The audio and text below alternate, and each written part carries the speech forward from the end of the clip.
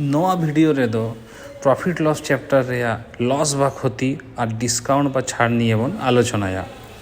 Dear students, नोआ दो profit loss chapter रे एहब खन बन एहबा सीरीज रे थर्ड वीडियो काना।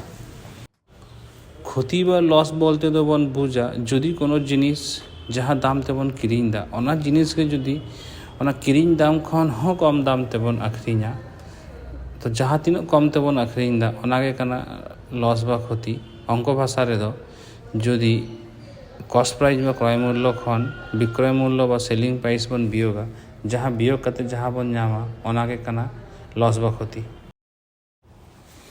डिस्काउंट बा छाड़ बोलते दो बन ओनागे बुझुआ जुदी कोनो जिनिस अब किरिंग बन चला काना बाजार रे तो दुकानदार जहाँ तीनो छाड़ते एमा बन काना ओना जिनिस ओना काना डिस्काउंट बा छाड़। किंतु अंक भाषा रे दो ओना जिनिस चेतान रे जहाँ दाम ऑल तहना माने एमआरपी ओना खन जुदी जहाँ दाम ते आबन आखरिंगा बन काना माने सेलिंग प्राइस जुदी ओना बन बियोगा जहाँ बन नामा ओनागे काना डिस्काउंट बा छाड़।